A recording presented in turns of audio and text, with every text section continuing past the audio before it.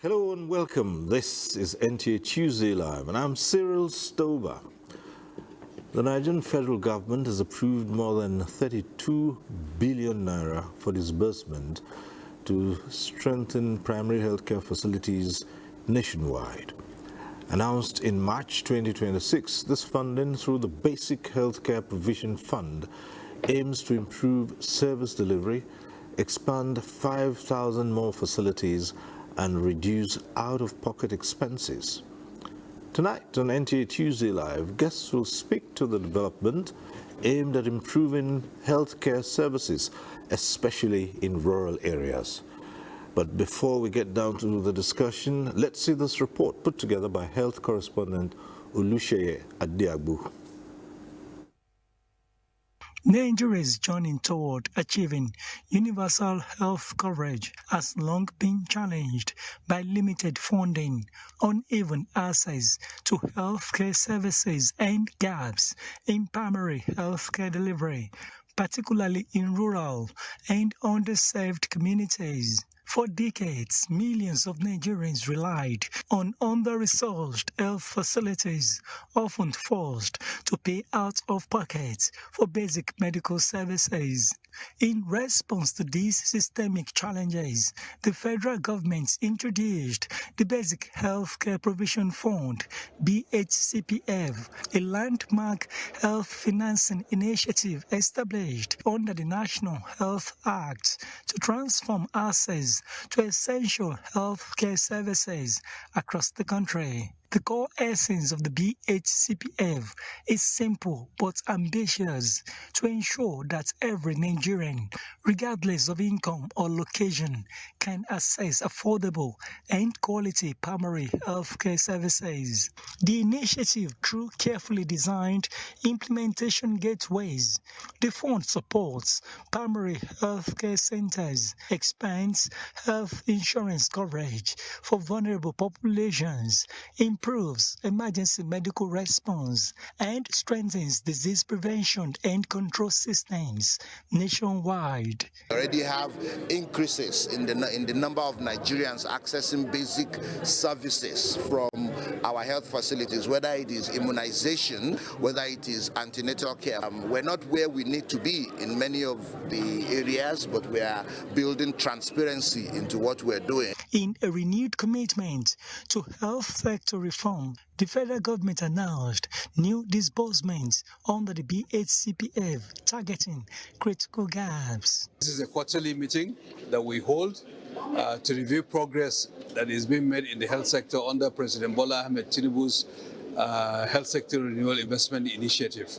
And the resources that the federal government is disbursing through the BHCPF is getting to the facilities. We also approved the disbursement of 32 billion naira to the BHCPF facilities, the existing facilities, based on the reform guideline that we had approved last year. We're on our way to expanding the facilities to add 5,000 more that will be receiving direct facility financing. The MOC also looked at the tariff for emergency ambulances and increased the tariff rates so that others, private sector and public sector providers, can be compensated for providing emergency services. In transparency, stewardship, and accountability with the robust involvement of the civil society organizations, and they can also help us to track and monitor at facility level to ensure that Nigerians actually are getting value for the money that the government is investing, particularly in primary healthcare delivery system. Health authorities say the disbursement represents more than financial support. It is a strategic investment aimed at building a resilient healthcare system capable of responding to both everyday health needs and public health emergencies.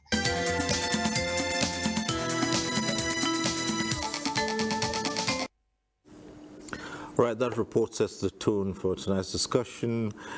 Let's go ahead now and introduce our guests here. We're joined by Ben Amadu, Professor of Phytomedicine. Thanks for being here with us tonight. Thank you. Okay. Let me also welcome to this program Dr. John Toagbidie, the integrative medicine specialist. Thank you for joining us tonight. Thank you, Siri. Right. All right. Well, at some point in time, as you do know, the program goes interactive, and it means that you can join in the conversation. But when it's that time, we'll remind you of the process and the procedure. For now, let's go ahead and start talking about the main issue tonight, which is the 32 billion naira disbursement to enhance health delivery service in Nigeria. But then a good place to start is to look at how the entire health system has been funded in the past, because that's what gives rise to the need for better funding. How would you describe the whole system in the first place? Let's start with you. Well, the argument has always been the budgetary allocation to the health sector when it is compared to the total budget of the country. And whatever we do, we like to take the WHO as a kind of mirror for the entire world, because they usually proposes how best the ratio of the budget should be. And I can recall many years ago that used to be about 3 to 5%.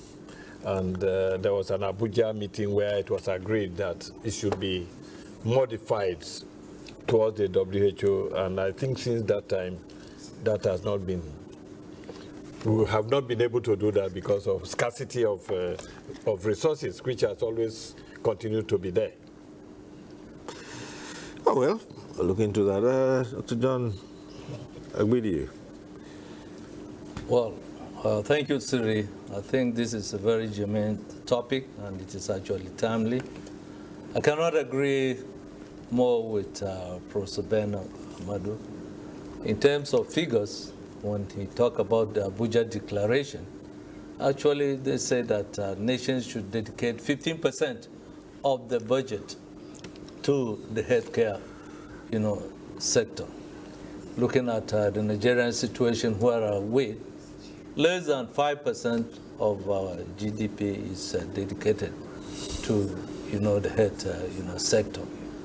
So we can say outright that something is not right, something is, wrong.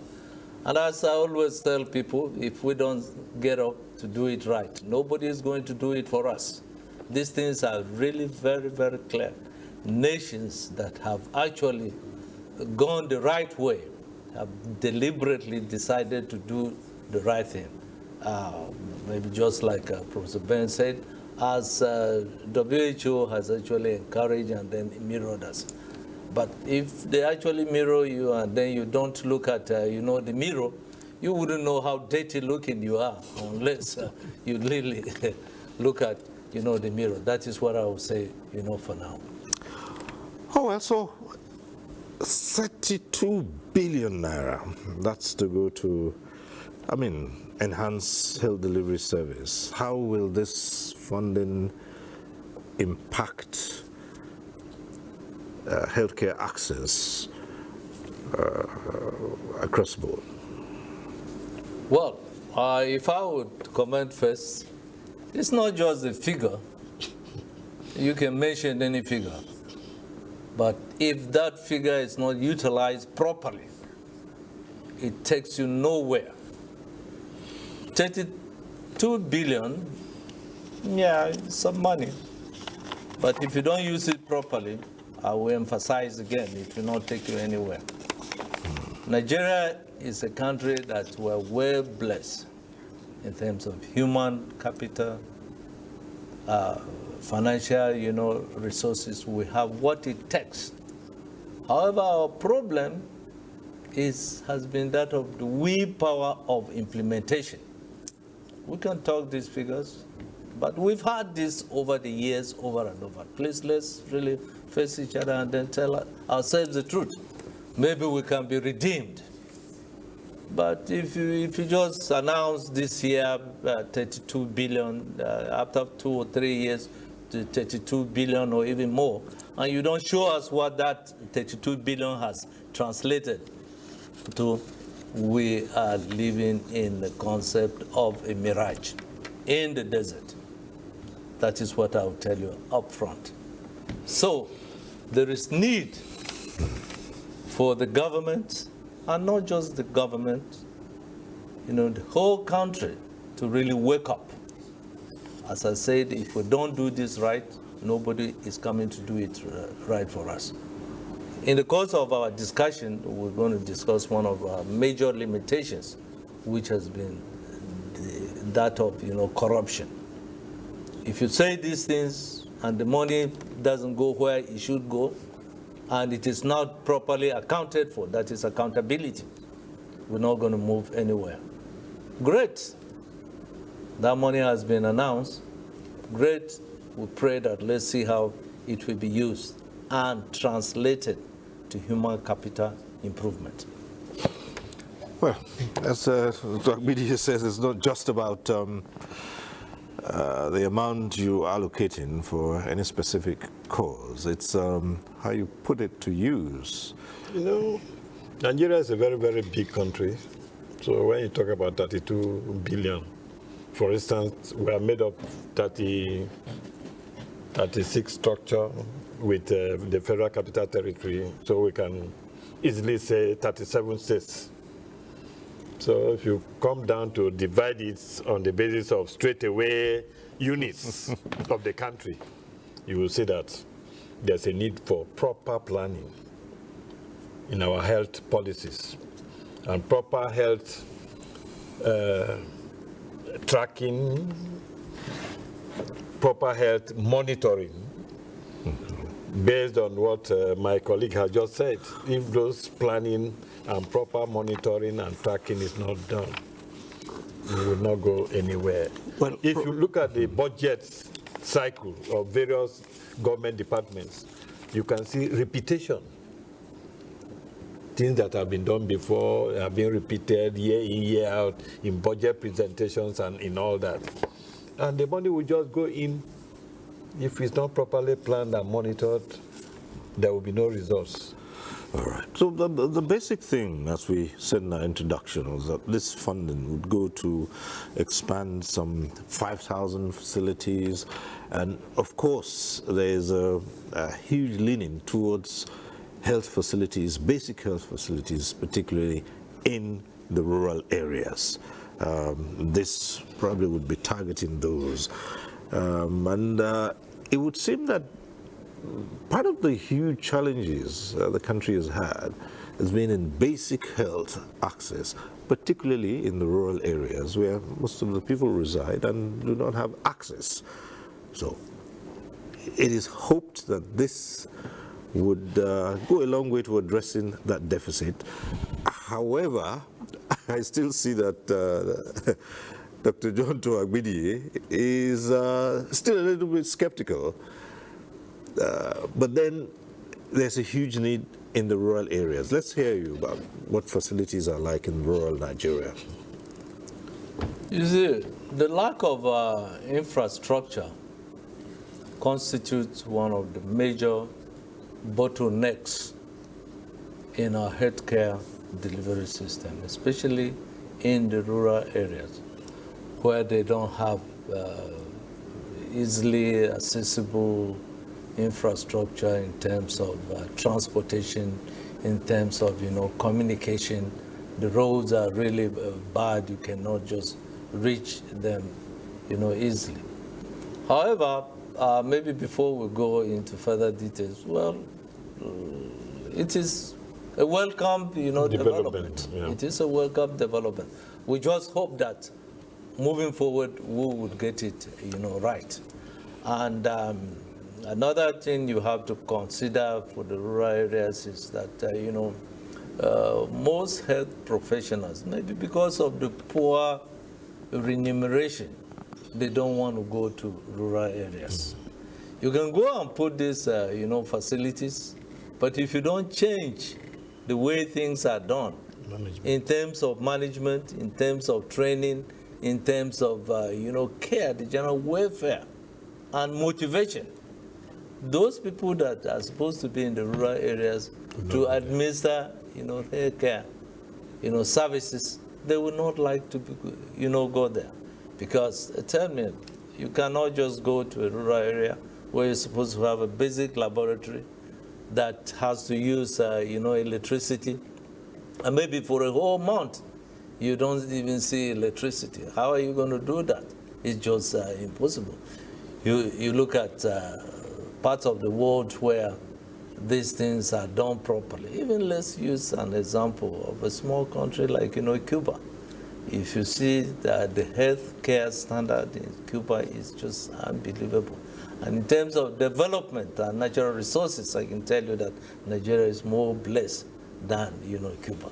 But they're able to train their staff. In fact, in Cuba, when I had the opportunity to be there, they have a saying that in Cuba, the doctor doesn't come to see the patient doesn't go to see the doctor. That is the doctor that comes to see the patients. And a small country like that, that is why it was that. And let me share this experience. When we were in Cuba some years ago, one of our team members got sick. Now, we didn't know how the system operates. We were just kind of never say, oh, what are we going to do? What are we going to do? Honestly, the Cuban guy just laughed and told us that I said that in Cuba, the doctor comes to see. Within 10, 15 minutes, the doctor was there, attended to the person that was sick. Then the next thing was that, oh, how are we going to get the medication? He said, no problem. Before you could say, Jack Robinson, the pharmacist brought all the medications that were prescribed, sitting in one place.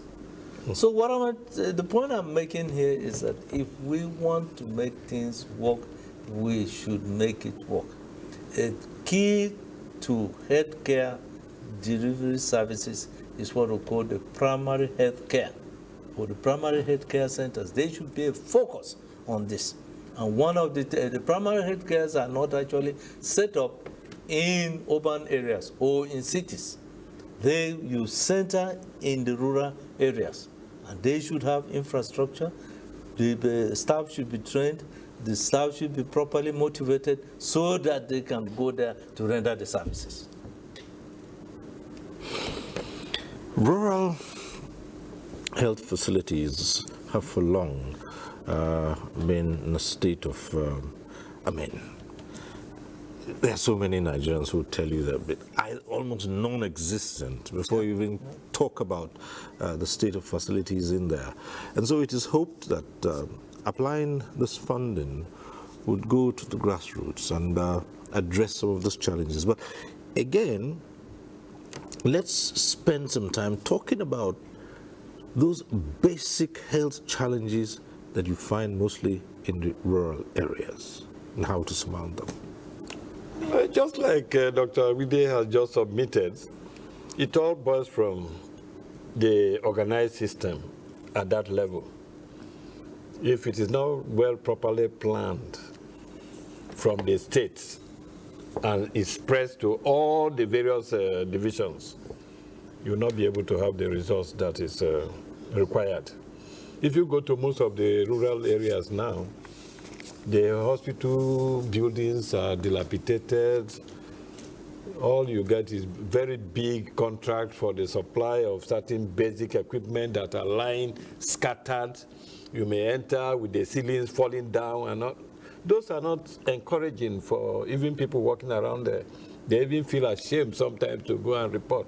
But you get huge contracts, bringing in items that can stay within a few days. Those items get either stolen or they develop legs and walk out of something.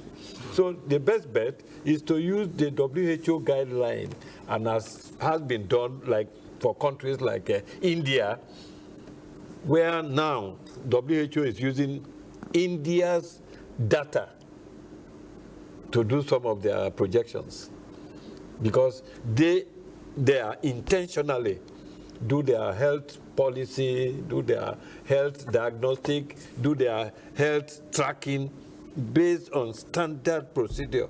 And they do it consistently. And we can do the same.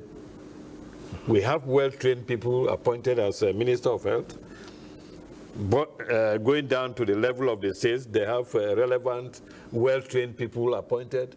So it should be very easy to be able to appoint a health team at the various levels to see that these health facilities are well planned, in line with standard procedures, standard steps as given by WHO. Even at the rural level, WHO has planned such a thing. All right, in addition to the discussion in the studio, we have a number of reports. Let's start off with this one from Lagos.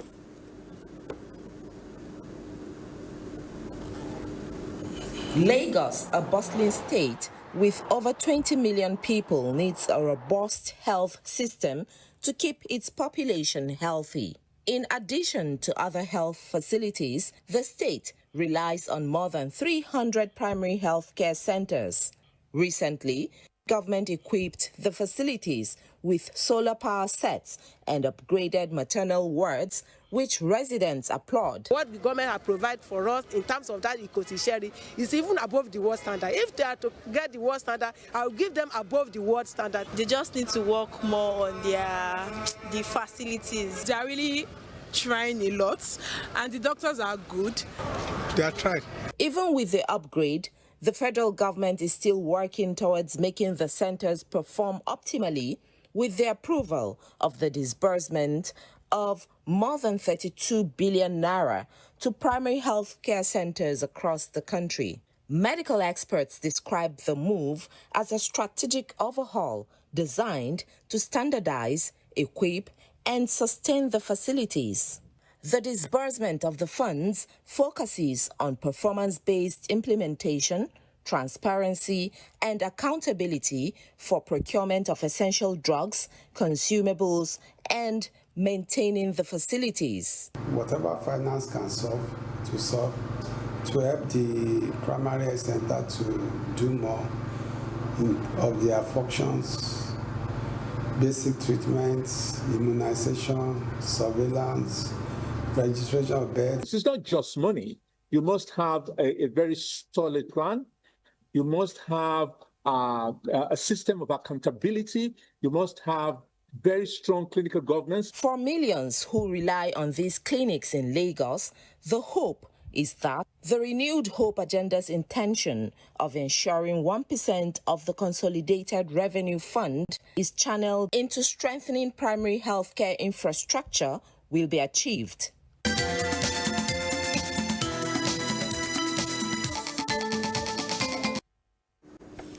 All right, that's a report from Lagos. Let's take this other one from Port Harcourt. In what has been described as a significant boost to revamp Nigeria's health sector, the federal government's recent approval of the release of 32 billion naira through the Basic Health Care Provision Fund, targeting improved service delivery at the primary health care level, is timely and commendable. The intervention is geared towards changing the narrative at frontline health facilities and attending to the health needs of Nigerians with professional medical personnel and access to essential drugs, which sometimes strain service delivery, especially in rural and underserved communities. Public health analysts stress that beyond funding, community engagement is essential for sustainability and to drive long-term improvements. They also advocate for coordination between federal, state, and local governments to maximize the impact of this intervention. As a sole employer of labor, as you are paying, bringing drug, paying the staff, paying the workers, supplying the drugs, servicing the facility, optimally managing the whole areas and the health policies, you will get a good result.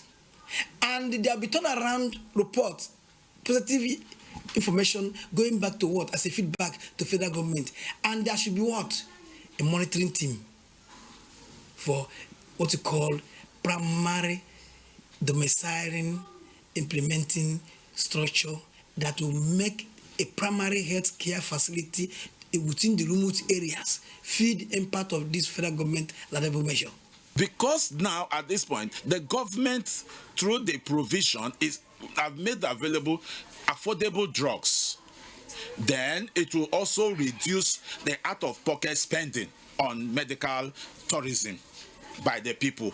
And if this is done, you will now discover that what they have will be imputed into nutrition, which is a backup method for the drug administration.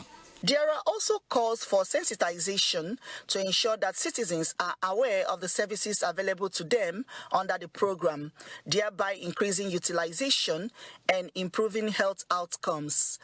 So if this money comes down, it trickles down to where it's supposed to be, to the target organ. Definitely, it will do what the federal government is planning to achieve. So it's a very good venture, so that our drugs can be available. The same drugs must be affordable, because there are places where drugs are available but they are not affordable, right?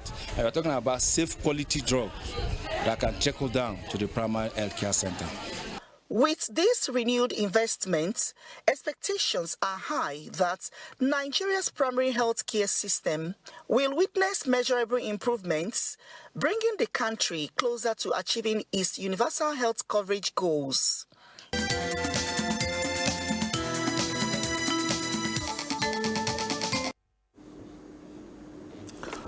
Well, back here in the studio, you would see that from those reports, commendations, yes, it's the way to go. But the same issues which you have raised here have been raised by many of the respondents in those two reports. And that is, it doesn't begin and end with the amount of funding that goes in, and it takes a lot of planning. And of course, there are various aspects of it, not the least accountability. So even though the people are commending the government for this intervention, they are still pressing to ensure that it is carried out after thorough and meticulous planning to ensure that the funds go to where they have been deployed. And another aspect which we got from the very last report was the question of sensitization. Are the people aware that what would benefit them and reduce their out-of-pocket expenses is been done? This is a major issue.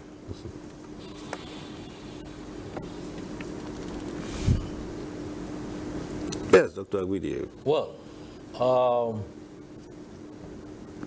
let's commend, the federal government for the 32 billion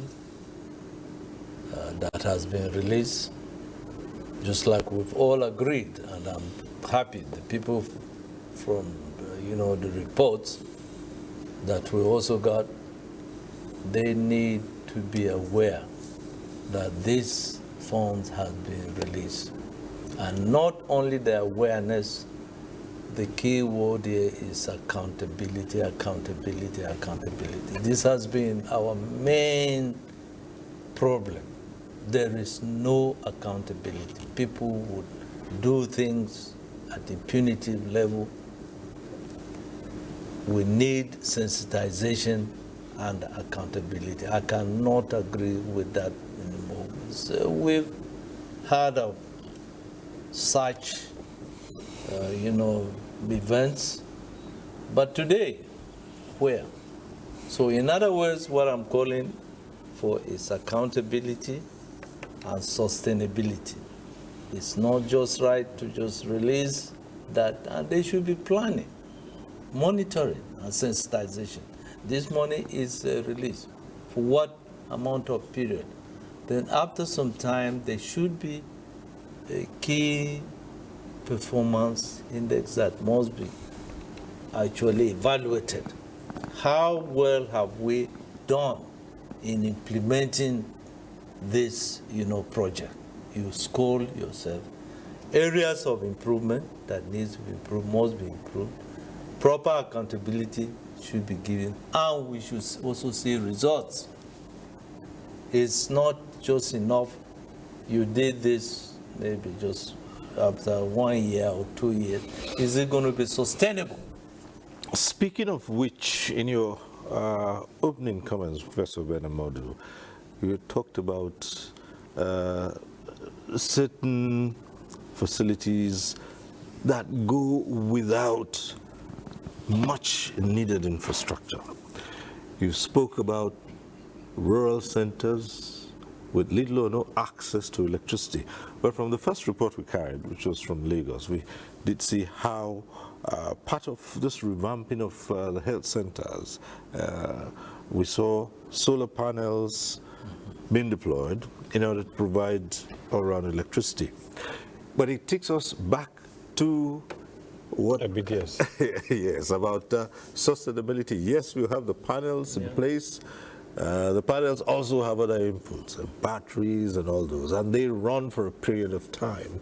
And again, there's a matter of making sure that these facilities are maintained and are sustainable as to provide electricity to those centers, which of course you had drawn attention to has been key to improving the status of the health facilities, particularly in the rural areas. Yeah, I think the government should be commended for this volume of releases for the rural improvements in the health facilities. And based on this issue of accountability we've been talking about, I think there is a need for a kind of set of committee in terms of monitoring and evaluation to be formed, to oversee, to see that what has been released is actually released to all the units that are expected to benefit from it, and to see that the releases are made in good time to allow for procurement planning. You know, there's a need for needs assessment for the procurement of these goods and services for those areas. And there's a need for, maybe at the presidency level, for a monitoring team to go around to see that what has been released has actually been used for the purpose for which it is released. So that issues of sustainability, issues of monitoring to see that these things are done accordingly, so that some people are not within the system taking advantage of all these things. From the report we had, Lagos is doing very well. Solar panel and everything have been seen. We would have preferred even states like Kogi State to come up, Benue State, and all the other states, so that we see what facilities are there on ground. That's right. Based on these releases that have been made. So that you don't just take a few areas that are doing very well, relax, and you are not achieving the purpose for which... Let's spend some time talking about some key issues, particularly in the rural areas, health issues. One of them, maternal and child health. The other is the matter of disease control.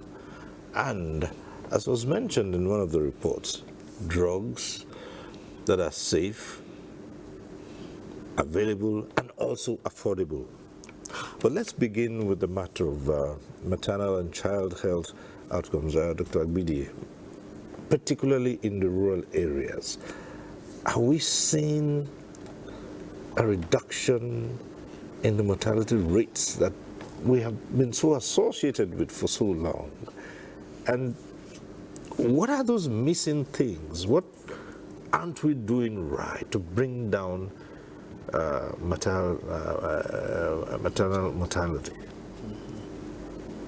Well, Sri, what I'm going to tell you is this. Generally, there is an increase in the disease burden.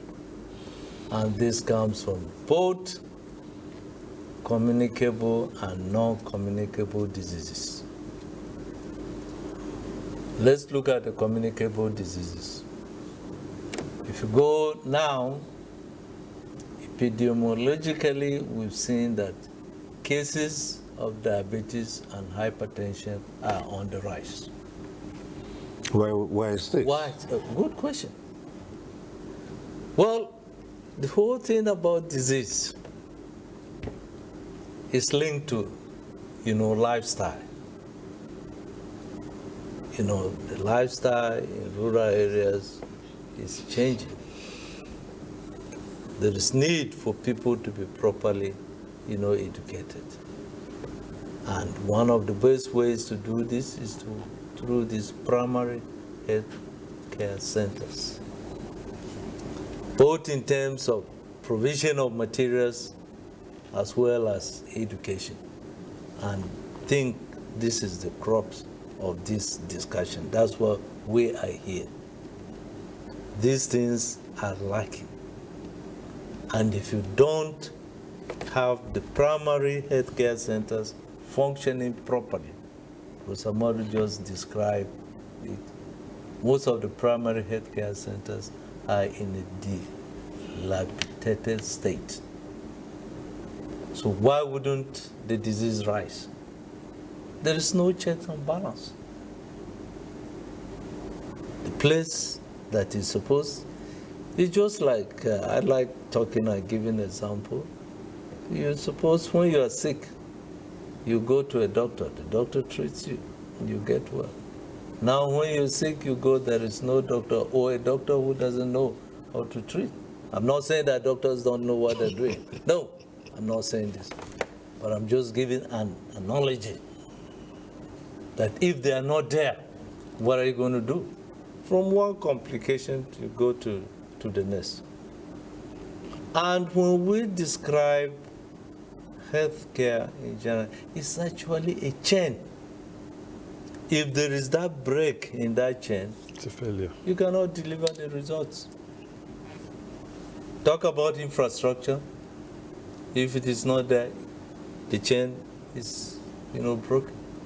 You talk about trained personnel. If it is not there, it will not work. Then if you talk about monitoring and surveillance, checks and balances, accountability, if it is not there, the chain is, broken. So all this must be put the puzzle together so that there will be no break in this chain. You cannot, great. And so as we've all appreciated the federal government's efforts for giving out such money, 22 billion, great. But these facets of the chains must not break. There should be proper infrastructure, we'll look at it, trained manpower, then implementation, and make sure that the people get the right, drugs and the right education. It is part of what we're doing now. So if they're not properly educated as to know well how to handle their lifestyle, the disease will keep rising, as it is the case. Because the environment or the lifestyle is, changing. You need to go to rural areas and see cases of, diabetes. It was not the report in some years past. Everything is on the rise. Unfortunately, some of the communicable diseases, they're all coming back. Things like tuberculosis that we had thought, we had said goodbye to. Those things are coming back in the rural areas. Cases of, malaria, they're back on the rise because of poor maintenance of the environment that promotes breeding of, the vectors. Mosquitoes. Mosquitoes that, transmit, the disease. So you can see, if you just talking here, maybe providing money, and the money drops somewhere on the way in the hole, it doesn't go to control those mosquitoes, you see, you're not solving your problem. And if you're not training the staff and giving the proper motivation to go and work in the rural areas, there's a break in the chain. Let me stop here for a while. No. All right. We'll take a short break here. When we return, there'll be more on this conversation. A network issue-oriented innovation talk show.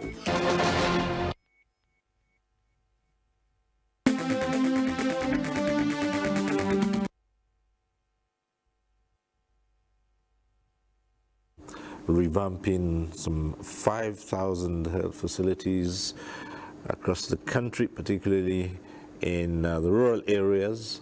And this would be through the fund, a 32+ billion naira fund, which is being disbursed to enhance healthcare delivery service. Just before the break, we're listening to Dr. John Toagbidie, and on the heels of that, let's turn to Professor Ben Amodu, who also has an input in those key areas we spoke about earlier: maternal and child health, disease control, and safe, available, and affordable drugs. Well, communicable and non-communicable diseases have been a major plank of my research. And according to the submission by Doctor, the non-communicable diseases continues to increase. And that's the worries of WHO.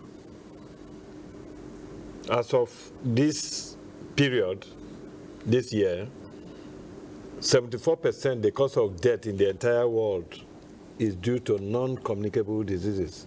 And which are the diseases are we talking about? Diabetes, cancer, stroke, chronic kidney disease, hypertension, ulcer, sickle cell, and so on and so on. These are the gamut of diseases referred to as non-communicable. And each year, it was 61% the cause of death before. This year is 74%, and it continues to progressively increasing. So diabetes now is affecting over 500 million people worldwide. And we are talking of maternal issues. How do women get diabetes? How do women get hypertension? From child delivery. Any mother that is going into delivery develops hypertension and diabetes. Sometimes it stays briefly, goes away on its own. Sometimes it will refuse to go. And subsequently it becomes a problem, even from the contraceptives they are using. And now that the cost of drugs are so high, those things, are they coming? So you need to do this planning. That's why we're talking about these 32 billion, big money. Before you do your needs assessment, you plan procurement, release of funds, and all that. Some may not even utilize the funds.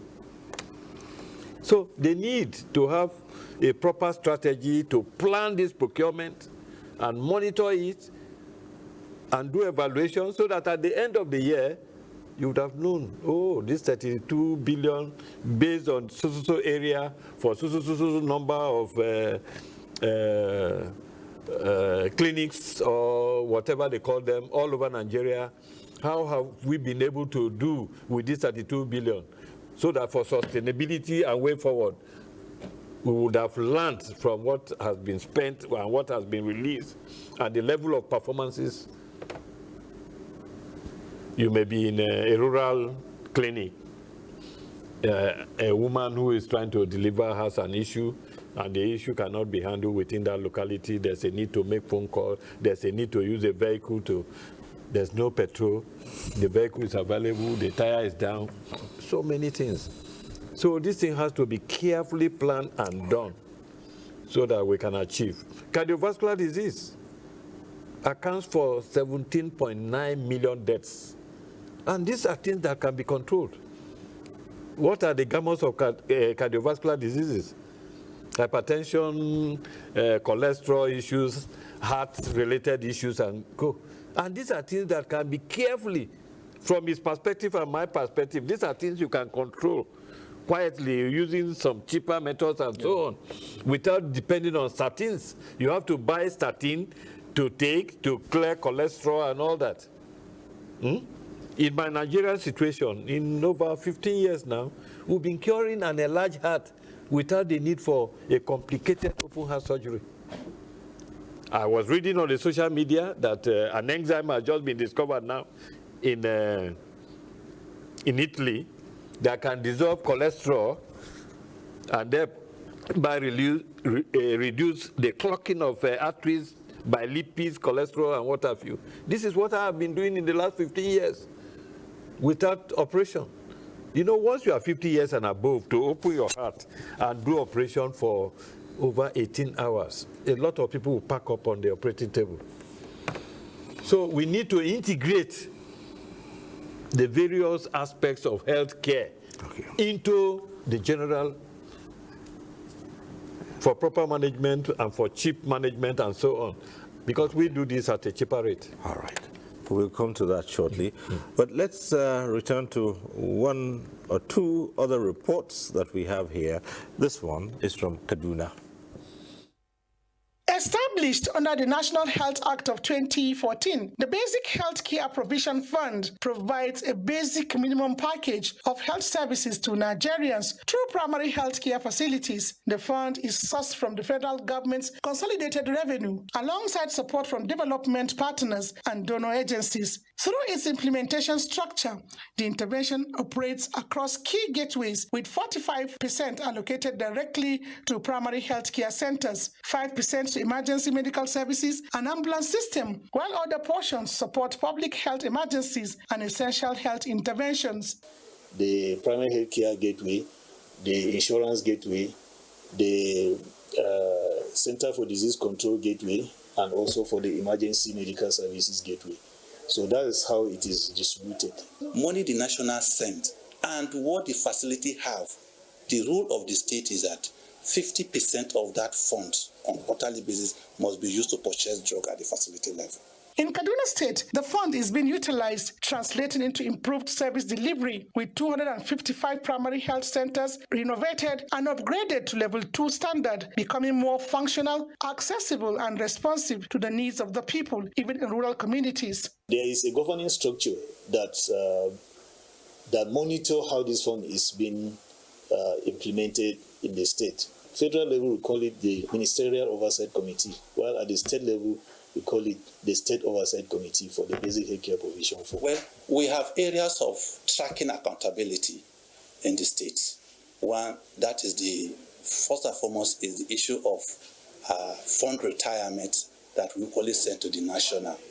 We have other NGOs like civil society organizations that help us to track implementation of this activity at our various facilities. So what we have seen actually over notably the past 3 years, onset of this year 2026, we have seen about 27% reduction in maternal mortality in the state. We've seen about 30% reduction in childhood mortality rate.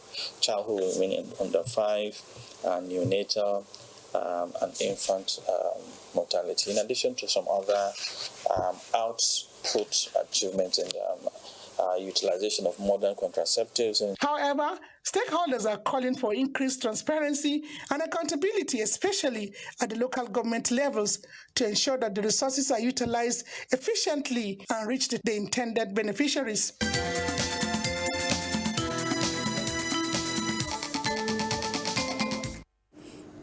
All right. From Kaduna, we go to Enugu for another report. In Enugu State, the funds are expected to enhance healthcare access and quality, especially for the vulnerable population. The state has already taken steps to enhance healthcare initiatives like the maternal and neonatal mortality reduction, innovation initiative, integrating primary health care, insurance platforms, and emergency response systems to make communities active stakeholders in the process. Other initiatives include recruitment of 450 health workers and construction of 260 primary health care centers across the state. From that area, we try to enhance service delivery at the primary care level in all our wards. One primary health care has been selected in every ward, and it's called Basic Healthcare Provision Fund Primary Health Care, where this program is implemented. And each quarter, a quarter is 3 months, this funding support comes initially it was about 300,000 in the quarter. Now some primary care center is getting up to 600,000 in the quarter to help it to be able to buy drugs, get support and midwives and other people to support care there. In some primary care centers, if in the old ones you notice there is a leaking roof or they don't have water tank, they can use these funds and buy it and support healthcare delivery there. But the good thing in Enugu State is that apart from those kind of things, we are also on our own as a state building type 2 primary care centers that are state of art. So that is also some other thing that's happening at the state to complement the effort of the federal government. Basically, the disbursement of the fund will tackle maternal and child health, emergency services, and routine immunization by expanding coverage areas. The National Primary Healthcare Development Agency is working with the Enugu State government to revitalize primary healthcare centers and facilities. We are recording in thousands the number of babies that have been born. We have indeed lost count. And these are babies that perhaps would not have been able to have the opportunity to see the tomorrow. The Enugu State government is working with development partners to ensure effective utilization of the funds, promoting a statewide approach to unify planning and monitoring processes across the healthcare sector.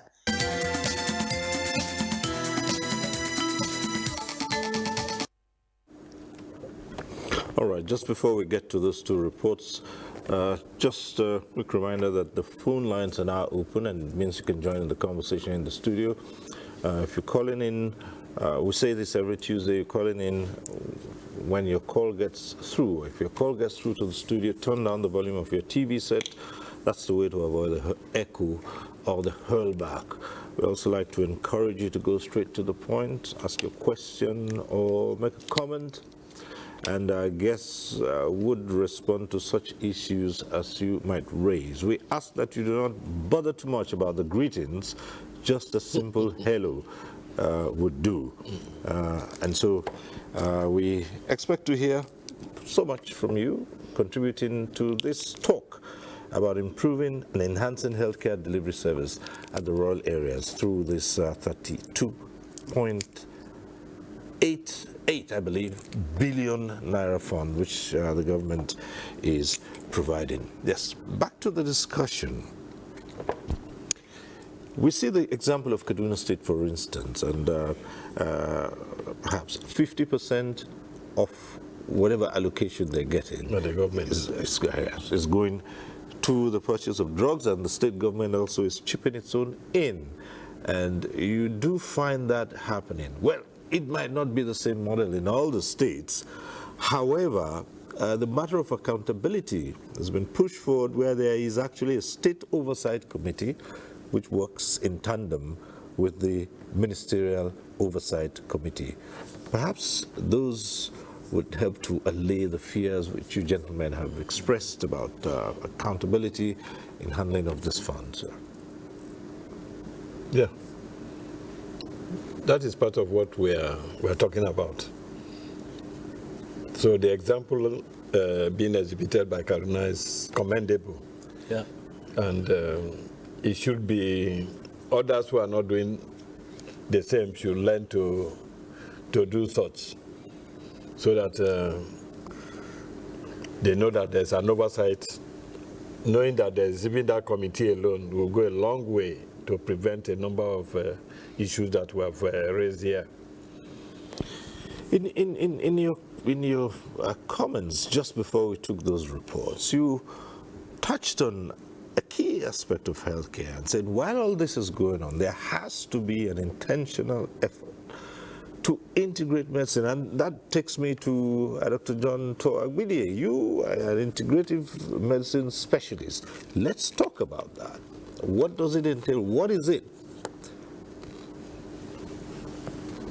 Sri, you've really touched on my heart a bit, and I'm going to respond. You see, let me take this opportunity to espouse what integrative medicine actually means. WHO, that is the World Health Organization. Okay. Well, if I might just ask you to hold on a while, as we get in the very first phone call, coming from Ahmed Lawal is calling in. Ahmed is calling in from Jigawa State. Hello. Hello. Yes, go right ahead. I just want to contribute. Okay. Yes,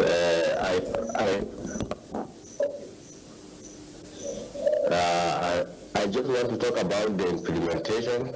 If it will be implemented, I'm sure it will go a long way in solving a lot of health problems in the country. All right. Okay. All right. Okay. Your concern is about implementation, and which is what guests in the studio have also been harping on. If it is properly implemented, then it will go a long way to solving the many health challenges in the rural areas. Thank you for calling in. Yes, Dr. Agbidi, if you can just go. Let me go straight to the point. Integrative medicine, you've asked me that what is this all about? Basically, WHO has recognized three aspects of, healthcare delivery that we can assess ourselves to. The modern traditional medicine, you talk about, the orthodox medicine and what we call complementary medicine. And in looking at things, we're all saying that indices of both communicable and non-communicable diseases are on the rise. And the question, why is it so, is because of our lifestyle and then other factors. So what WHO is saying that because of the complex nature of how disease has actually evolved, maybe some 20 or 30 years ago, I wouldn't be concerned of dying from, cancer as I would be today, because environment has changed and things like that. And cancer, for example, is very, very complex, multifactorial, multi-systemic, failure of the body organs. So it needs a multi-functional approach. Okay. So that is when you say you are integrating, you are looking at the modern traditional aspect, you're looking at complementary aspect and orthodox aspect, so that you can drive your head, better. Right. We'll return to that in a moment. Let's try and get this call through. Reverend Chris from Jos. Hello.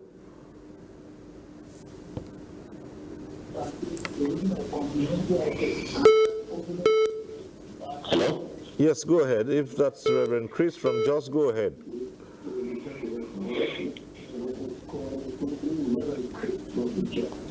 Yeah. Hello, good evening. Good evening.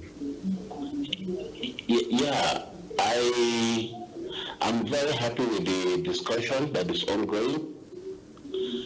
I'm very happy with the discussion that is ongoing now. By the virtue of my position, I'm the chairman coalition of civil society organization on health, Plateau State. By that, I happen to be a member of the State Oversight Committee. The challenge I have with the Basic Healthcare Provision Fund is, let me begin by saying I applaud the effort of the federal government in taking healthcare down to the grassroots. This is highly commendable. As civil society organizations, however, we think the intervention needs to be strengthened further by most of the state oversight committees are just there by name. The oversight is not performed at all at the various centers. The gateways receive this funding, they plan their programs, they claim they implement. Quarterly meeting, it's not enough to really ensure that the people get value the value for this money gets down to the grassroots. There must be deliberate oversight to these facilities, which is lacking. I think there should be a design from the National Primary Health Care Board or from the Disbursement Center where CSOs will be directly engaged to provide a separate oversight to the functionality of the Basic Healthcare Provision Fund. By that, we are going to achieve the intention or the plan by bringing this service, which is accessible by our people. I've gone around to supervise at some point the enrollment of the indigent people at the facilities. Sometimes the wrong people are enrolled. You don't get the right people to get the services. We know the retirees are there, the pregnant women, the children under 5, and the poor of the poorest. But you go there, you see different people accessing health care. So I would call that there should be a deliberate plan to fund CSOs to monitor the process in the various states at the facility levels. Thank you so much. I appreciate it. Thank you very much, Reverend Chris. You've just raised some very salient points here, and this was the concern at the beginning of this discussion, and here it is playing out. Yes, you have a ministerial oversight committee and you have state oversight committees, but again, this goes back to the traditional challenges we have in committees functioning the way they ought to. You heard the man say that many of these state oversight committees are not doing any oversight at all. Yeah. And these are the things that are likely, that would likely disrupt the successful implementation of this project. And he is calling for more civil society organization involvement in oversight functions. So, yeah, I think it's still the same thing we've been talking about. There's a need for government to listen to these suggestions and implement them so that for the better results and for better utilization of the good gesture of government giving this amount of money for the entire system of the country. And doctors spoke about sustainability and all that. If all the committees are in place and they are bringing very standard report, it will be based on that report now. We will now say this thing for this year, how did it perform? And then areas of conflicts or areas of low performance are identified and corrected for sustainability so that in the next disbursement, a lot of the loopholes can be blocked and then things strengthen out and the intentions of the scheme can be realized. Right. Let's return to the phones. I think there's a Jalingo on the line from Abuja. Do we have him?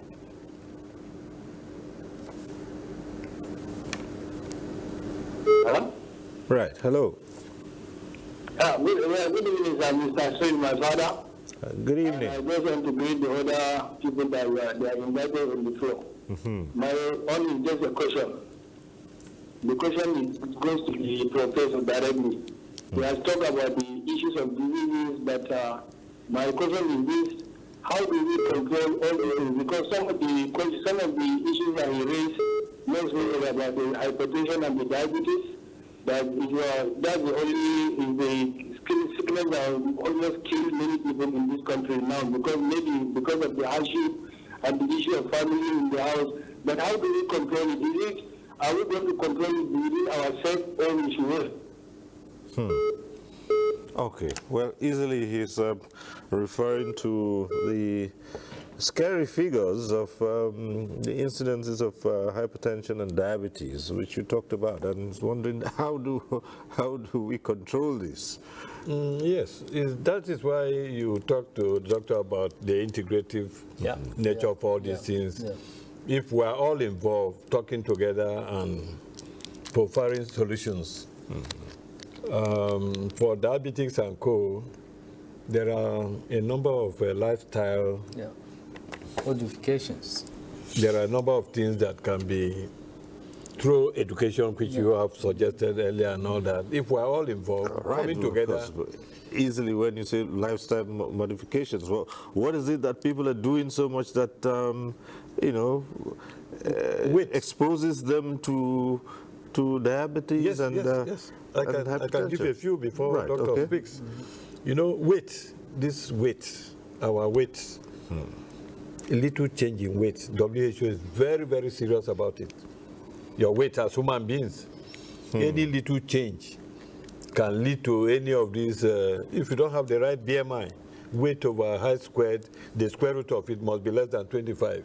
And for men and women, it varies. Okay, so you know, those traditional if you are things, not overeating, you begin to put on weight, and they say, well, that's a sign of good living. No, it's bad living. Right. So once you have this education, once the healthcare system is well organized, and the proper team is well maintained, if you have a proper team maintained, that includes all the health professionals and everybody contributing as it should be, and there's no discrimination as to this group is more than that group and so on, it's well represented. In this type of lecture, people can be told, Well, Doctor, you talked about lifestyle changes, and there are lots of people who tell you the kinds of things they eat and the diet and all that. But again, others will say to you, listen, these are very difficult times, and people are just struggling to at least have something, and they're not going through all that rigors of ensuring that what they eat, they just want a full stomach. And you talk about lifestyle changes and diet. Okay, let's take this call from Ominis from Lokoja, and then we'll return to that. Hello, go ahead. Ominis from Lokoja, if you're there. Yes, good evening. My name is Abdullah from Lokoja. Yes, go on. I've been following the trend and the issue of health system in Nigeria, looking at the amount that is being displayed. The amount may look bogus, but issue of healthcare financing is much more beyond just figures. There is a fundamental problem in the health system in Nigeria in which people don't understand the difference between economics and health economics. A single health problem can consume this 32 billion that we are seeing as a big fund. So if you look at the model of the WHO, we say that there are 6 or 7 pillars, but that the central pillar is human resources. You can bring billions into the health system and the system will swallow it. Example, how much is an MRI? It's over $1 billion. But if you look at it, the basic health needs of Nigerians are health education, health promotion, health information. Most of us are lacking this. Go to our university, we do GMS, general sciences. People don't even know how to prevent common malaria, common infectious disease, common basic things. These are where the problem starts from. If you go to a highly educated person, even to the status of a professor, PhD holder, if you ask them what are the preventive measures of common diseases, they don't know. And if you look at it, prevention is better and far, far cheaper than a cure. So we need to start from the primary schools, the secondary school, and we graduate up. It's not just about saying it. It's about doing it. And if you look at what the gentlemen in the studio are here for, we need to also integrate our own local health system, our hubs, because if you look at the Indian system now, anything related to gastrointestinal, that's GI, they mostly focus on their traditional approach. They did not say that the modern medicine is good, but it is too expensive because it is dependent on the petrodollar economic.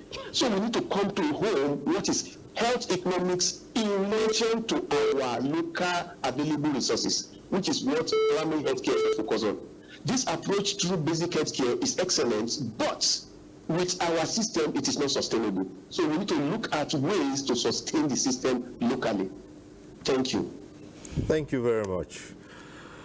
Well, gentlemen, you heard the man. Yes. Well, Sri, just before went into that, you had asked what does lifestyle really mean. I think it would be most appropriate for us to get this explained to the public or to the viewers. You see, when you talk about lifestyle, lifestyle is all encompassing, and I will look at specific indices. Take, for example, simple rest. If you're not resting very well, you are exposing yourself to, disease. How do people rest when they are struggling to make ends meet in a depressed economy? Well, let me use the words of Bishop Yedipe to really encourage us, that if you don't learn and accept to rest, people will lay you to rest. Yes. So now it becomes a question of a balance, and that's why education is really key.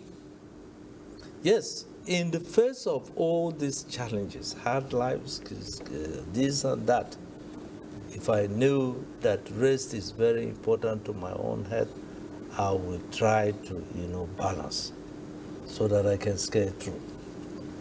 Now, rest also means sleeping well. Syria, I'm going to tell you, 60% of all diseases, including diabetes and hypertension, they are linked to sleep deprivation or inadequate sleep. We've talked about this before. There is the right time to go to bed. We have disobeyed that time now. We should have all been asleep. But just once in Tuesday, Tuesday, it's not. What I'm talking is when it becomes a perpetuated, habitual thing that you are engaged in. Every day you are sleeping after 10 p.m., 10 p.m. If you continue like that over time, you will get into trouble. And sir, just to chip in for our viewers to learn from this. If you, as an adult, you start waking up 2-3 times every day, BP. Yeah. I ask people that come to my clinic, apart from what you have complained, how many times do you wake up in the night? Oh, pharmacist, 3, 4, 5 times. I say, there's a problem. You have an enlarged prostate. And from there, your BP will be climbing up because of the sleep rem you are disturbing. Every now and then you are waking up to, your BP will be going up. So anywhere anybody is listening to this program, once you are waking up 3 to 4 times, you are likely to have a prostate enlargement. Go and do your test in the lab tomorrow. You will call Cyril to tell him that based on your program today, you did this, and this is the result you got. And we can give simple mixtures that once you take it, 2-3 days, the waking up goes to 0. Yeah, if I may just chip in a little bit, we may not get as complicated as that, but simple lifestyle, this thing, drinking maybe 2 or 3 bottles of water before you go to bed after 7 Very o'clock critical. can also make you to wake up frequent urination. So in addition to what he has said. So this is lifestyle. Then when you talk about, diet, it is really very important. The whole thing about us living is the cell is a unit of cell. You need vitamins and minerals for the cell to work very well. Then other things like, we've already talked about sleep. Even fasting. Fasting is really good for us. So these are the... It's medicinal. Medicinal. These are some of the lifestyle changes that you embark on your way to this. And when you talk about complementary medicine, we have what we call functional modalities. There are some of these things we use, like ozone therapy, which is not very well known in conventional medicine. Today, in fact, in Germany, they've done studies to show that if you implement ozone therapy in a place or a country, that country can cut its own health budget by almost 40%. Ozone is what? Simple oxygen. Our body needs oxygen so that the body can make energy for the cell to function. The cell is the unit of life. Disease is nothing but decreased ability of the body cells to utilize oxygen to make energy for the cell to function properly. Disease simply means the cell is no longer at ease. It is disease. If we refer to our very last caller, he made certain points here and said that integration. Yeah.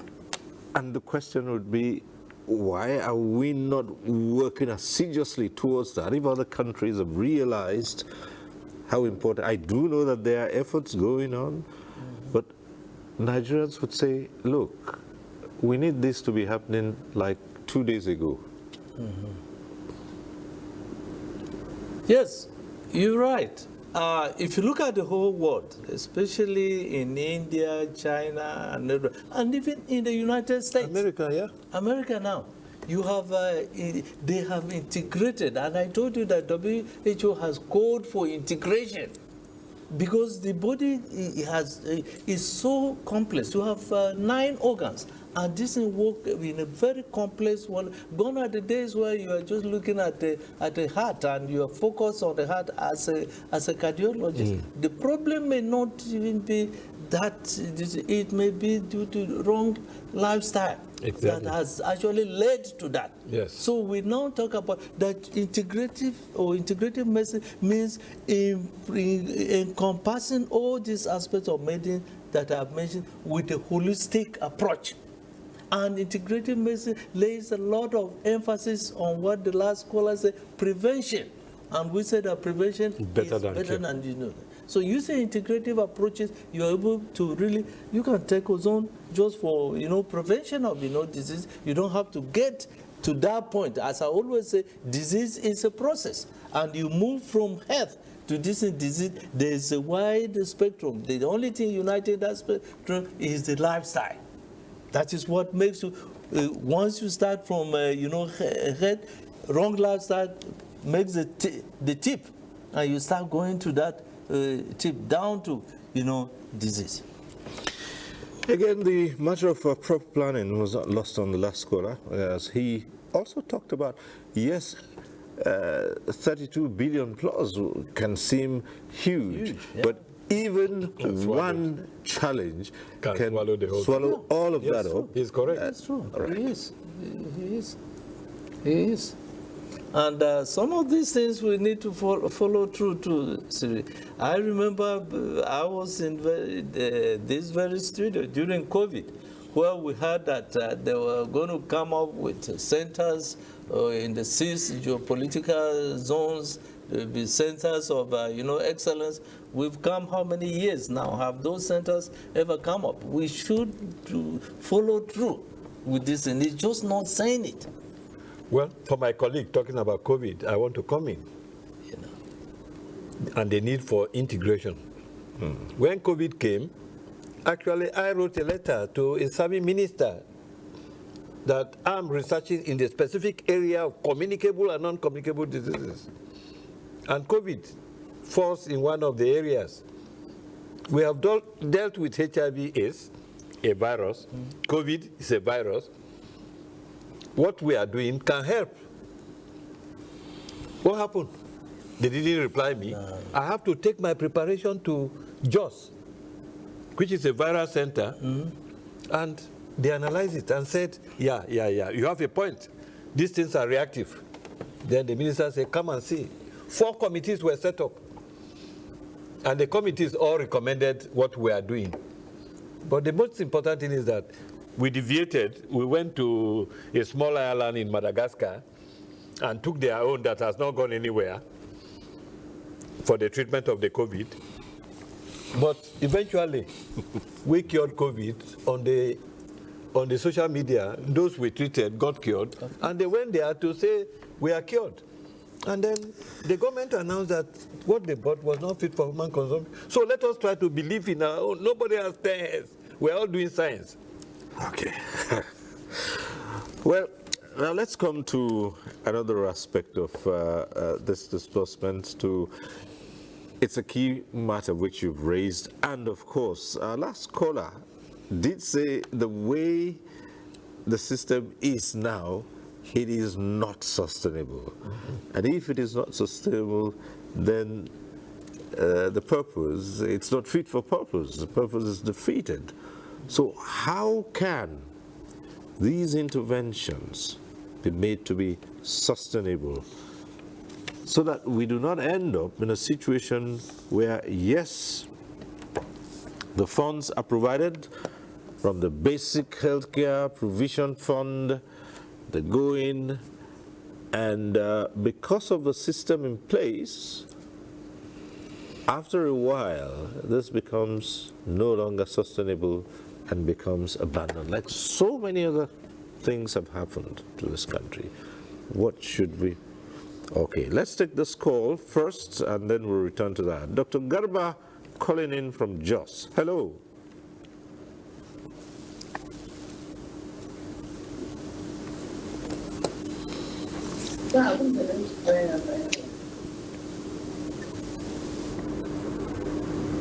Yes, Dr. Garba, if you're there with us. Yes, thank you so much, Cyril. Can you hear me? Yes, we can. Can you hear me? Yes. Yes, go ahead.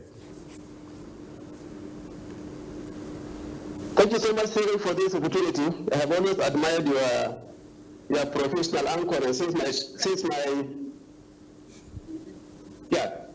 my university days 30 years ago. First of all, I congratulate Nigerians for the 32 billion disbursed for the health sector. I don't know whether we can start dancing with that, because I know we are all aware of the cash bucket problem in our budgeting system. I don't know whether this money is really coming in. Yeah, that said, Professor Ben has rightly pointed out some problems that we encounter in implementing our policies, even if the money is there. For instance, the absence of infrastructure, and the issue of monitoring and evaluation, and then accountability frameworks that usually are absent. But Professor Ben has not said anything as to how to go around these problems. Whether Prof could go ahead and advise as to how to go about them, because these are problems that we always face in policy implementation in this country, even if the money is there. Thank you so much. Bye. Right. Thank you very much. Well, yes, the problems have been identified, and we're still in the process of proffering one or two ways out of it to ensure that this doesn't end up like so many projects in the past. Yes, we would see from the outline a lot has been set out. We did talk about the setting up of the ministerial monitoring, committees, as well as the state oversight committees. Monitoring and evaluation. Monitoring and evaluating how the project has been implemented. Now, we've had some reports speak about the oversight functions, progressing thoroughly, but we've also heard about how some state oversight committees are not working. And so there would be need to assess on a general basis, we're talking about all the states, how far this is meant to improve the healthcare service delivery in mostly the rural areas. Now, if the state oversight committees are not functioning the way they should, then of course the benefits would not be derived in this project.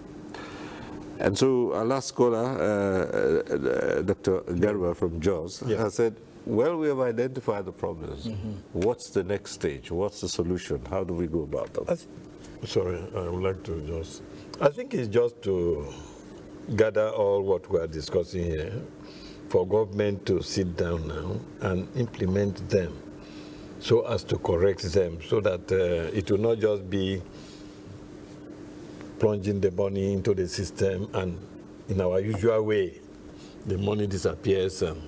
At the end of the day, what it's supposed to do, the benefits we're supposed to get, we're not getting it.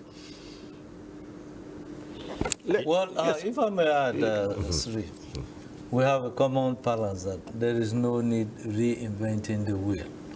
From the report I've heard about from, Kaduna State, it looks like they're doing a good job. Yes. Why don't we use their own standard model? Yes. You just implement that rather than trying to reinvent the wheel, and sometimes you may invent something, not a wheel. Yes. But go to where it is happening and there is documentation and success. Implement what they're doing. This is what I would say. With the oversight committees in the states, the caller who drew attention to that suggested that at the national level, there should be more involvement of civil service organizations and that the whole system needs to be strengthened. Now, beyond implementing these, how about some suggestions have been made? How about ensuring that where those oversight committees are not performing well, the states would take measures to either replace those committees, or if the committees had been found to have in any way impeded the smooth implementation of the entire process, then sanctions. Because all the time we say people do things in this country and there are no sanctions, and therefore they get away with anything and the cycle continues. Well, you see, there is this saying that an easy lies ahead that wears the crown. Honestly, that's why when you go to the state, things are going right. Who is the first person to be praised? Is the governor and his executive, committee. So, I would say specifically that all state governors, they meet and interact with themselves. The governors should find out from Kaduna State, how are you able to do it? And you are doing it right. And they should go in their own state and lay that foundation where there is monitoring, implementation, and reporting. But anything short of this, we're just playing, the old tricks. It will not take us anywhere. So the state governors, under his own dedicated officer, that is the state commissioner, who is in charge of it, they should take it as their direct responsibility and make sure that it is done right, without compromising, standards and their reputations. Well, someone also raised the issue of other matters with regard to the disbursement of funds. Well, we are not in a position now to know if those would be, if those would affect this particular initiative or not. The question of cashback is something that's been... It does. Yeah, well, it does, because it's a standard procedure for procurement issues. The procurement has a standard, they need for need assessment and all those things. There are procurement processes that must be passed before anything is done. So it will affect it, because I have worked and I retired as director of procurement in about 13 ministries. So I know that procurement is a big issue. And in most of the units, the people are not properly trained in this area of procurement. And this creates a lot of problem in fund disbursement, to the extent that at the end of the year, you find so many funds not dispensed as a result of lack of knowledge, proper knowledge in procurement planning and execution. And also, Sri, there is another component of this that I would like to add. You see, what is wrong with the system is what they normally say. Maybe you put in square this in wrong people places, in wrong places. Position. If we want to do it right, there are people. The right people should be placed. Yes, the right people should be placed. And society knows these people, and the government has records of people that can perform. But unfortunately, the spirit of favoritism or whatever comes in. You have the wrong people in places that they are not performing, and I think this. It's a major issue. It's a major issue. No more credit, or credence. People are just given either because of favoritism or maybe party affiliations, which I'm not calling against. Yeah, they should, but they should be the right people that can perform. You put them there. All right. Let's quickly take this call from Nelson. Nelson is calling from Delta, I suppose. We're right about that. Nelson from Delta, hello.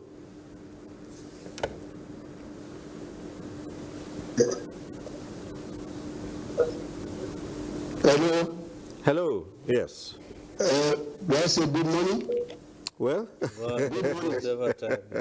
it's all right. Just go ahead. Yes. Yes, good morning. Okay, go ahead. In fact, I appreciate your conversation. I appreciate your conversation. Your conversation. Thank you. But really what I want to contribute is how the money is being spent that matters. Those ministers that allocated that money to, they will sat on it, share it with themselves without using it judiciously.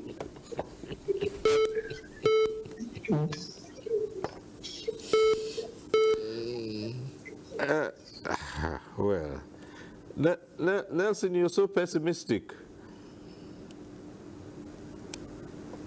Is Nelson still on the line? All right. Well, from the little you chipped in, it would seem that Nelson is so pessimistic that all the officials. Okay. But okay. Let's take this call from one of the regular callers, Ada from Jos. Hello. Hello. Yes. Yes. Are you also that pessimistic? Calling from Jos Plateau State. All right, go ahead. Very interesting conversation. Mm-hmm. When you hear the amount, can you hear me? Yes, we can. Go ahead. Hello. Go ahead. We can hear you. Yes, sir. Okay. When you hear the amount, 32 point whatever billion, one will start, trying to clap hands. For me, I'm not excited. Mm-hmm. That money is a drop in the ocean, if you ask me. Even if it doesn't go to any private pocket. Truth must be told. If we want to address the issue of healthcare, in Nigeria, it must be treated holistically. That is why most times, those that they have, you don't find any of the relations patronizing them. What of the Japan syndrome? You go to most of these healthcare facilities, especially in the rural areas, you cannot find a doctor there. You can't find one. Even nurses. It's just when you have one or two states doing the right thing. It's just, it's not something the equip or the primary health centers equip. If it is addressed holistically, a healthcare facility, even at the primary level, should have a qualified nurse. Sometimes what you find there is what they call a lizard nurse. I guess, I don't know if you have ever heard of a lizard nurse. A lizard nurse is the one that they are not qualified. These are the ones you find there. That's why we have the mortality rate is so high. There's so much pressure on the secondary and tertiary level because the primary health centers cannot do what they're supposed to do. I'm talking about let's remove even corruption. So let's be really fair. on the way we handle issues in this country. All the same, let's not give a Nigerian guys in mind.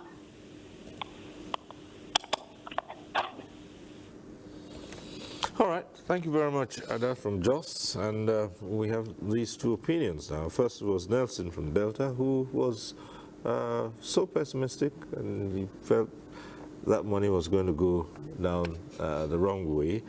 Well, Ada seems to think differently, that even if it doesn't go down the wrong way, there's a big question of well-trained personnel, which you talked about earlier on, that many of the healthcare facilities lack qualified health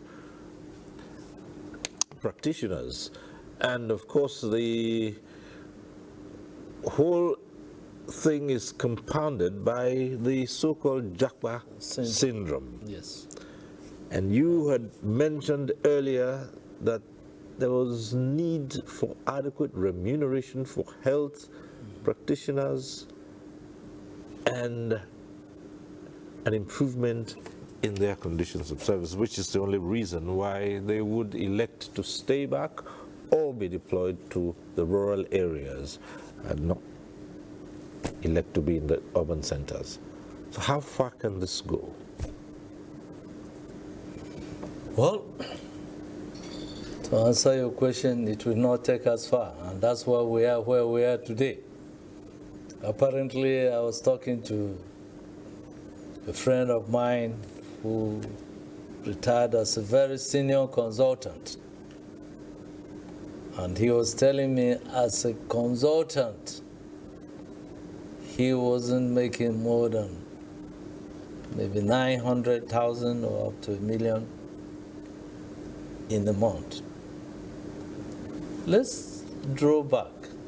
They say that you have to find the cause of, in fact, educationist says that the moment you know the cause of a problem, then the solution is at hand. We talk about the Japa syndrome. Why are people living? They're living because elsewhere better paid. They're better paid.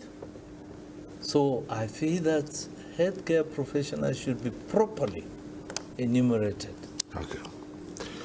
To give them the incentives, especially those in rural areas. Nobody would like to go there and get stuck. We have another caller from Delta, Mary, calling in from Delta. Mary, hello. Let's hope you're not as pessimistic as Nelson, who called from Delta. Hello, go ahead. Hello. Go ahead. Good morning. Go ahead. Right, go ahead. Go ahead.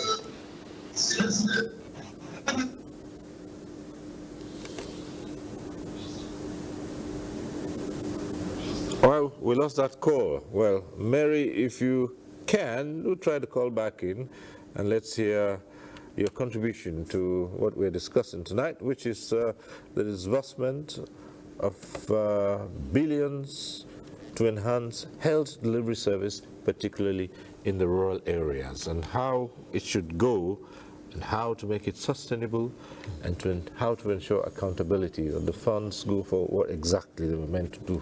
And I think with what Doctor has said, there will be a need to do a special service scheme and remuneration for medical officers that may be posted to such facilities. And there's a need to even train more and more because of the Japa syndrome. Yeah. If we have surplus and we have very good remuneration, it is likely that people will opt to go to such areas. You understand? And then we should have this system of training and retraining so that we have surplus personnel around to do that. Nurses and all the members of the health team. Okay, let's hear from Emmanuel, who's calling in from... Okay, Emmanuel, I believe. Okay, that call also is dropped. So,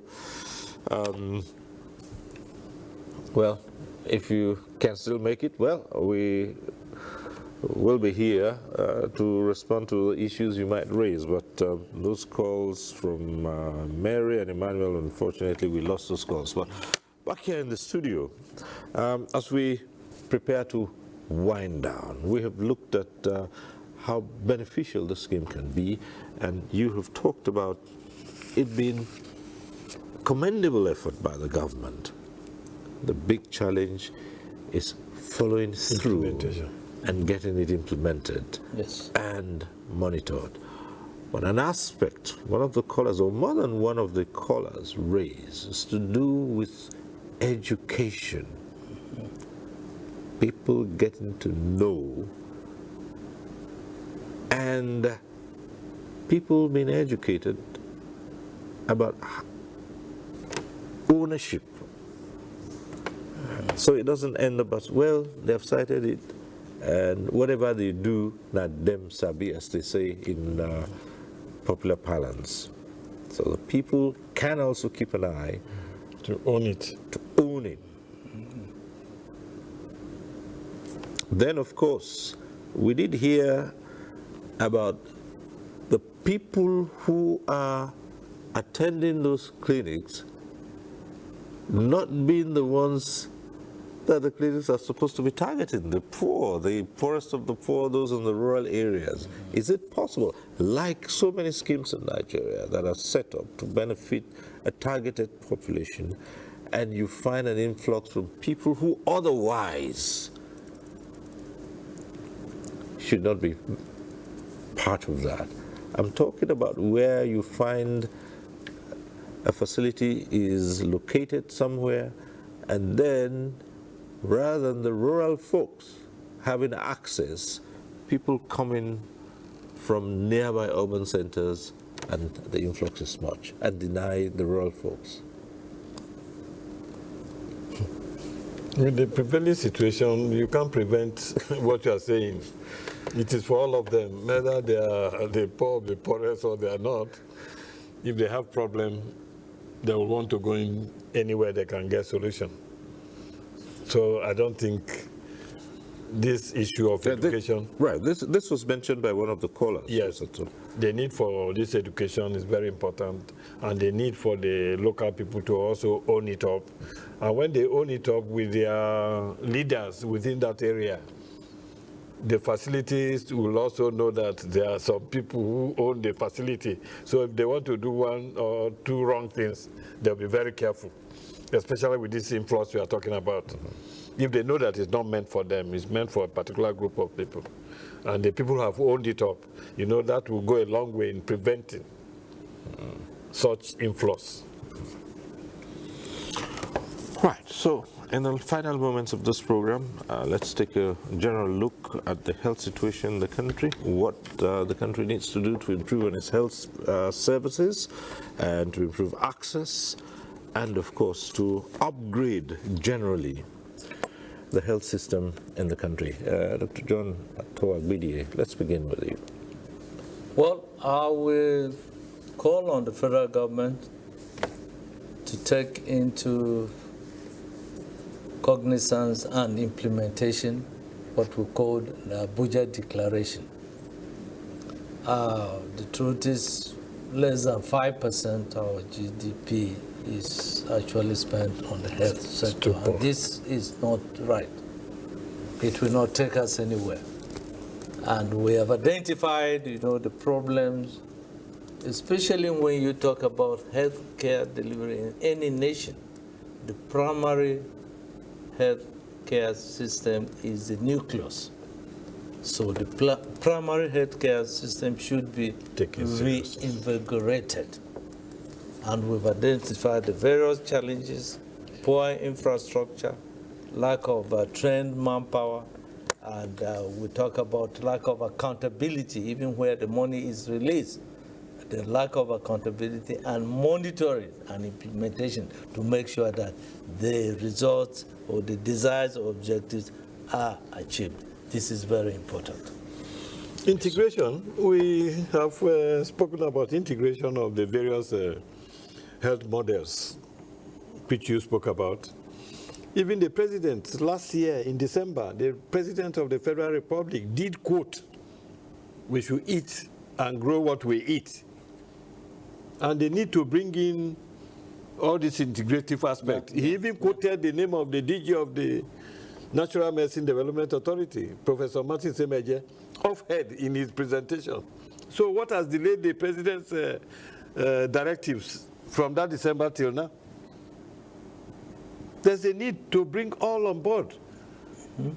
The integrative medicine, the complementary and alternative medicine and all that are a creation of WHO. Individual countries did not sit down to create this. And elsewhere, they are doing very well. So why will we not do the same here? Some people will load it upon themselves. This will not see the light of the day.